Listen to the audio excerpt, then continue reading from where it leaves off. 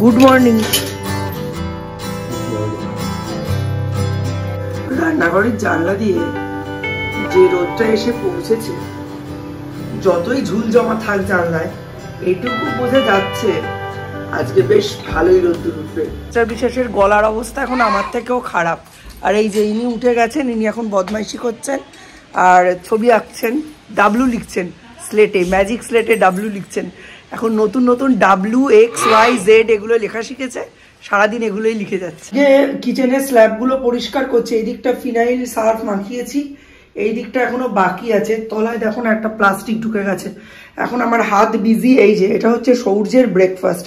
এখন আপাতত কমপ্ল্যান আর এই দুটো বিস্কিট খেয়ে ও যাবে পটিতে, তারপরে কথা। এখন বাজে 9:45।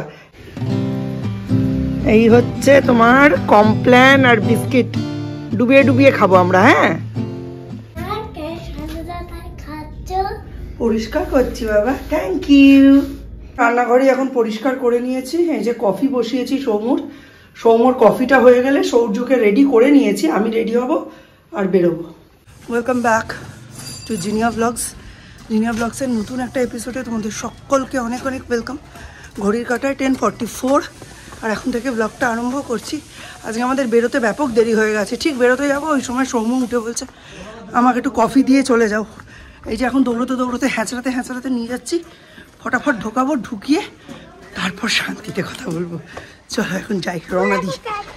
হ্যাঁ, ক্যাটটা দৌড়ে যাচ্ছে, ক্যাটটা স্কুলে যাচ্ছে, হাজার একটা প্রশ্ন স্পিডে।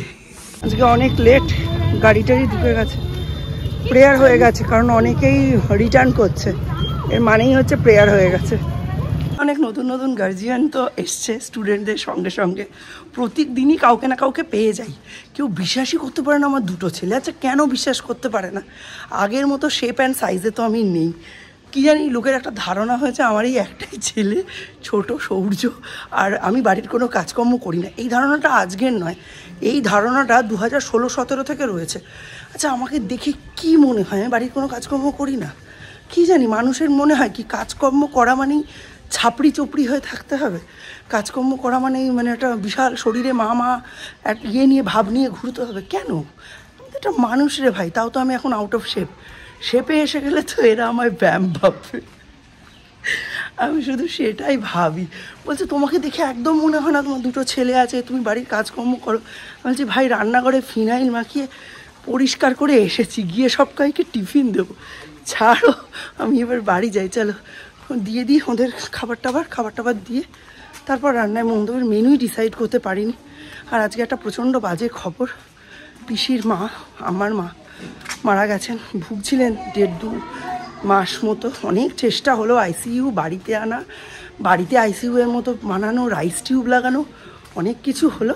তা ওনার যে কটা দিন, পিসির মন মেজাজ খুব খারাপ। ওনার যে কটা দিন কাটানোর এই পৃথিবীতে, ওনার আত্মার শান্তি কামনা করি। সে কটা দিন কেটে গেছে, বাস এবার একটা নতুন শরীর, একটা নতুন জীবন। মৃত্যুটাই অ্যাকচুয়ালি বাস্তব। সব কিছু রেডি, পোশাক রেডি, ফুল রেডি, জায়গা রেডি, কাঠ রেডি। গাছ কাটতে হবে না, জায়গা কিনতে হবে না, রেডি নয় খালি তুমি। নিঃশ্বাসটা বন্ধ হলেই 2 ঘন্টাও আত্মীয় স্বজন বাড়িতে রাখবে না তোমায়। উনি বাইরে থেকে কচুরি, নলেন গুড়ের রসগোল্লা, তরকারি এনে দিলাম। মিস্টার বিশ্বাস আর সৌম্য টিফিন করে নিয়েছে। আর আমি এই যে পরশুদিন রাতের মুসুর ডালের খিচুড়ি, কালকে মিস্টার বিশ্বাস পুরোটা খাননি, অর্ধেকটা নিয়ে এসেছেন ফেরত, তো আমি ফ্রিজে ঢুকিয়ে দিয়েছিলাম। এখন গরম করলাম, বেশ আছে, ওইটা দিয়ে খাচ্ছি। এটা দিয়ে টিফিন করে একটু গুছিয়ে চলে যেতে হবে। আজকে কাজ সেরকম কিছু হলো না। কচুরির দোকানে গিয়েই দেরি হয়ে গেল প্রায় 20-25 মিনিট। তারপর বাড়িতে এসেছি, এসে এদিক ওদিক মানে জায়গার জিনিস জায়গায় গোছাতে, রান্নাঘর ঢুকাতে, ব্যাস অনেকটা সময় বেরিয়ে গেল। এত ভালো রোদ্দুর উঠেছে, খালি মনে হচ্ছে কেচে ফেলি। কিন্তু এখন কাচলে না আর সময় হবে না, চলে যাওয়ারও তো টাইম হয়ে গেল। এখন প্রায় 11:45 বাজে, আর আধা ঘন্টা 40 মিনিটের মধ্যে আমায় বেরোতে হবে। ভেজাবো কখন, কাচবো কখন? কালকেই বরং কাজ ভিজিয়ে রাখি। আর এই দেখো এখানে কে বসে আছে দেখো। তুমি কালকে আবার তুলসী মণ্ডপে হিসি করেছো? হ্যাঁ, জানতাম আমি তুমিই করেছো। আর যেই পার্শে মাছের গন্ধ পেয়েছে, ড্রেনের মুখে এসে বসে আছে। ওরে রাম, আরামের জীবন। রোদ পুইয়ে গা ঘষে। হ্যাঁ, একটা পাশ বালিশ দেবো।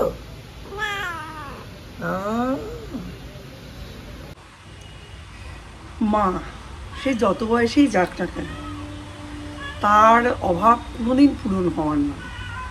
আমার যেমন আমার মা চলে গেছে, তখন আমার মায়ের বয়স 42, আমার 17-18, এই দ্বীপের মতো বয়সী বা দ্বীপের থেকে একটু বড়। স্মৃতি ঝাপসা হয়ে গেছে, ধূসর হয়ে গেছে, মুখটাই ভালো করে মনে পড়ে না। মনে পড়লেও ওই ছবিতে যেটা বাঁধানো আছে সেই মুখগুলোই মনে পড়ে। মনে পড়ে না, সত্যিই মনে পড়ে না। স্মৃতি এমনই একটা জিনিস, তাই সময়কে সময় দিতে হয়, নইলে হয় না। আর অ্যাকচুয়ালি কি বলতো, কালকে বা বেশ কয়েকদিনই হলো বেশ কিছু পোস্ট দেখছিলাম, চলে যাওয়ার পোস্ট। তখনই মনে হচ্ছিল যে মানুষটা এত কষ্ট পাচ্ছে, চলে গেলেই ভালো। এখন এই যে ভেন্টিলেশন, বড় বড় মানে মেডিকেল সাপোর্ট, ওই মানুষকে হাত পা ধরে হেঁচড়ে টেনে তার শ্বাসটুকু বাঁচিয়ে রাখা, আমার মতে এটা না বেশি কষ্টদায়ক। এর থেকে ওই আগেকার দিনে যেমন ছিল না, একটা মানুষ ব্রহ্মচর্য আশ্রম, গার্হস্থ, বানপ্রস্থ, তারপর সন্ন্যাস, তারপর একটা ন্যাচারাল ডেথ, এটা অনেক শান্তির ছিল। এই ওষুধ, injection, saline, oxygen, heartbeat monitor হচ্ছে, রাইস টিউব বসানো হচ্ছে, এইভাবে তবু মানুষ, ছেলে মেয়েরা শেষ চেষ্টা তো করবেই, আর না করলে সমাজ তো তাদের ছেড়ে দেবে না। সেই জন্য ছেলেমেয়েরা শেষ মুহূর্তটা অবধি চেষ্টা করে যাতে প্রিয়জনকে ধরে রাখা যায়, মা বাবাকে ধরে রাখা যায়। তো ধরে কাউকেই রাখা যায় না, যার যে সময় যাওয়ার সে সেই সময়ই যাবে। প্রত্যেকে তার কোটা নিয়ে পৃথিবীতে এসেছে, সংসারের কাজকর্ম গুছিয়ে যত তাড়াতাড়ি ভগবানে সমর্পিত হতে পারবে এবং নিজের যে এই জীবনের যে কোটা সেটা পূরণ করতে পারবে, সেটাই হচ্ছে সবথেকে বড় বাস্তব সত্যি। মৃত্যুর থেকে বড় বাস্তব সত্যি আর কিছু নেই, এটা আমি 17-18 বছর বয়সে বুঝে গেছি। আমরা যে বেঁচে আছি এটাই সবথেকে আশ্চর্যের বিষয়। মৃত্যুর থেকে বড় ইটারনাল ট্রুথ আর কিছুই নেই। সূর্য যেমন পূর্ব দিকে ওঠে, এটাই সত্যি। পৃথিবী সূর্যের চারপাশে ঘুরছে, এটাও সত্যি। সুখের পর দুঃখ, দুঃখের পর সুখ চক্রাকারে আবর্তিত হবে, এটা সত্যি। ঠিক তেমনি, ঠিক যেই দিন আমরা জন্মাই সেই দিন রাত্রি থেকে এক এক দিন করে আমরা ভগবানের কাছে যাওয়ার জন্য, ভগবানের সাথে মিলিত হওয়ার জন্য, জীবনটাকে শেষ হয়ে যাওয়ার জন্য এবং মৃত্যুর জন্য প্রস্তুতি নিতে থাকি। এক একটা দিন করে কমতে থাকে।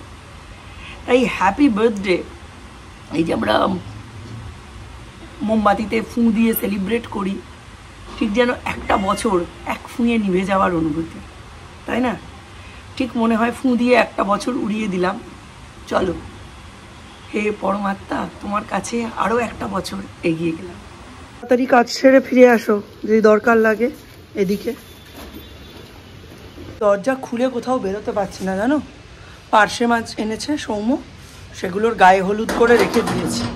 এবেলা সৌর্যের মাংস, আমার মাংস, সৌম্যর মাংস, ওর বাবার মানে মিস্টার বিশ্বাসের খালি পার্শে মাছ, ওকে ভেজে দিয়ে দেবো। আর ডাল হবে, আলু পোস্ত হবে, বেগুন ভাজা হবে, আর ডিমের একটা সেদ্ধ করে রেখে দিয়েছি, ওইটার ওবেলা সৌম্যকে করে দেবো, এই সৌর্যকে করে দেবো। আর দেখি ওবেলা কী করি, ওবেলা একটু পার্শে মাছের ঝাল করতেই হবে, দেখা যাক। ভেজেও দিয়ে দিতে পারি, ঝালও করতে পারি। পিসির বাড়িতে 1 বাটি 1.5 বাটি মতো মাংস ছিল, তো পিসি যেহেতু, আমার মা যেহেতু মারা গেছে, পিসি সেটা দিয়ে গেল আমাকে। তো আমাদের বাড়িতে তো মাংস হয়েছিল ওই কাল রাতে, একটু বেশিও হয়ে গেল। তো আমাদের 3 জনের মাংস, মিস্টার বিশ্বাসের বেগুন ভাজা, ডাল, আলু পোস্ত, মাছ ভাজা, আর আমাদের সবার হচ্ছে বেগুন ভাজা, ডাল, আলু পোস্ত। এর ম্যাক্সিমাম সময় এই 2019-20 থেকে মেনু ডিসাইড করতেই কেটে গেল। সত্যি বাবা, এই কাজটা যদি কেউ করে দেয় এর থেকে ভালো খবর আর হয় না। শিলপাটায় নিয়ে নিয়েছি সাদা তিল, 4 মগজ আর পোস্ত। এই আগেকার দিন হলে শুধু পোস্ততেই হয়ে যেত, তাই না? বাপের বাড়ি তো ঘটি, তো তো জানোই ঘটিরা কি রেটে পোস্ত খায়, মানে সব কিছুতে পোস্ত। পৃথিবীতে হেন কোনো সবজি নেই যা দিয়ে ঘটিরা পোস্ত খায় না। আর ঘটিদের পোস্ত আর বাঙালির পোস্ত কিন্তু একদম ডিফারেন্ট। কি কি পার্থক্য আছে আমায় কমেন্ট বক্সে বলো তো দেখি, আমি দেখবো তোমরা বলতে পারো কি না। ঘটিদের পোস্ত আর বাঙালিদের পোস্ত দুটোর মধ্যে ডিফারেন্স কি সেটা বলবে, ঠিক আছে? তো চলো এটা বেটে নিই, এটা থেকে ম্যাক্সিমামটাই আলু পোস্তই যাবে, আর বাকিটাই সর্ষে দিয়ে আবার বেটে 4টে মাছের ঝাল করে ফেলবো। 4টে কি 3টে মাছের ঝাল করে নেবো, এখন হিসেব করতে পারছি না। কয়েকটা মাছের গায়ে হলুদ করে রেখে এসেছি, ঝটপট রান্না সারি 20 মিনিটের মধ্যে বেরোবো।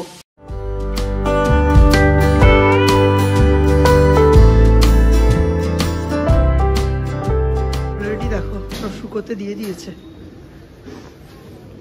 ব্যাংকের কিছু কাজ আছে সেই জন্য মিস্টার বিশ্বাস বেরিয়ে গেছেন। অ্যাকচুয়ালি মিস্টার বিশ্বাসের আজকে বাড়িতে থাকার কথাই নয়, প্রচণ্ড শরীর খারাপ। ওই জন্য আজকে আমি আগে উঠলেও আমি ওনাকে ডাকিনি, ইন্টেনশনালি ওনাকে দেরি করিয়ে দিয়েছি। 9:45টার সময় ঘুম থেকে উঠেছে, ভালো হয়েছে যেতে পারিনি। এখন সৌর্যকে আনতে যাচ্ছি। ওদিকে শুনলাম পেপার ওয়ার্কস সমস্ত কিছু চলছে, মানে বড় মার পেপার ওয়ার্কস কমপ্লিট করে আস্তে আস্তে 1টা-1:30টা বাজবে। এখন তো 1:45 প্রায় বাজে, হ্যাঁ 1:30টা বাজবেই, আরও দেরি হলেও হতে পারে। তো মিস্টার বিশ্বাসের শরীর এতটাই খারাপ, উনি তো শ্মশানে যেতে পারবেন না। নইলে পৃথিবীতে সবথেকে বড় বন্ধু যারা, তারাই যারা শ্মশান যাত্রী। যেতে পারবে না, বড় ছেলেটাকে পাঠাতাম, ওটার পরীক্ষা। আর কি করে হবে, এখানেই আমরা দেখা টাকা করে নেব। আর পিসির তো 3 দিনের কাজ, কি করবে না করবে। আজকে আসলে কালকে ভবিষ্য করার সমস্ত কিছু ফল চাল টাল যা দেওয়ার নিয়ম যা আছে সেগুলো আমরা করব। খুবই খারাপ লাগে, মানে পিসি প্রত্যেককে মাতৃস্নেহে, আমাদের পাড়ার বহু বাচ্চা পিসির হাত দিয়ে মানুষ হয়েছে, শুধু সৌর্য সৌম্য নয়, প্রচুর বাচ্চা, তারই আজকে মাতৃবিয়োগ হয়ে গেল। এইখানে দাঁড়াও, এখানে দাঁড়াও। হ্যাঁ তোমার ফ্রেন্ডের মা। তুই একবার পড়ে গেছিস কিন্তু, খুব সাবধান। একদিনে 2বার পড়ে গেলে কিন্তু পেটে ইনজেকশন। সব থেকে সুন্দর সময় স্কুলের বন্ধুদের সঙ্গে, পাখিদের সঙ্গে কথা বলা। 2টো পাখি, 1 2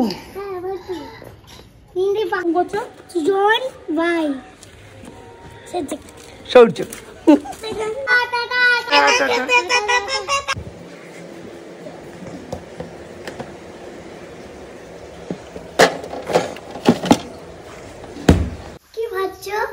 বেগুন কি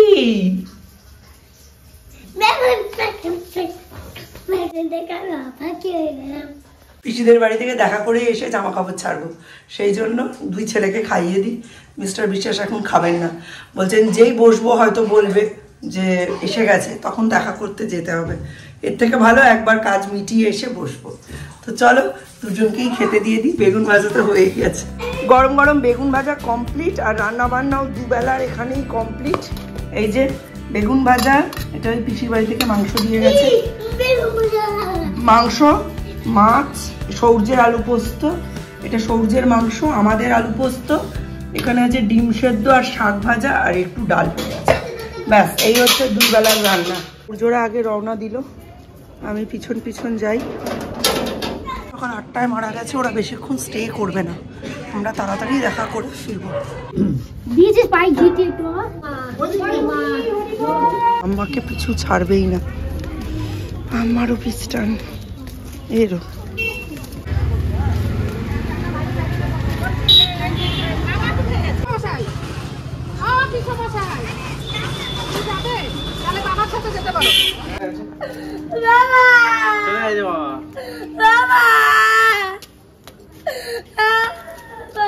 তো আজকের মতো এখানেই ব্লগটা শেষ করছি, সব শেষ হয়ে গেল। চলো দেখা হবে নতুন একটা ব্লগে, একটা নতুন স্টার্ট হবে জীবনের। ততক্ষণের জন্য tata, bye bye, have a nice day. আমার মাম্মির আত্মার শান্তি কামনা করি।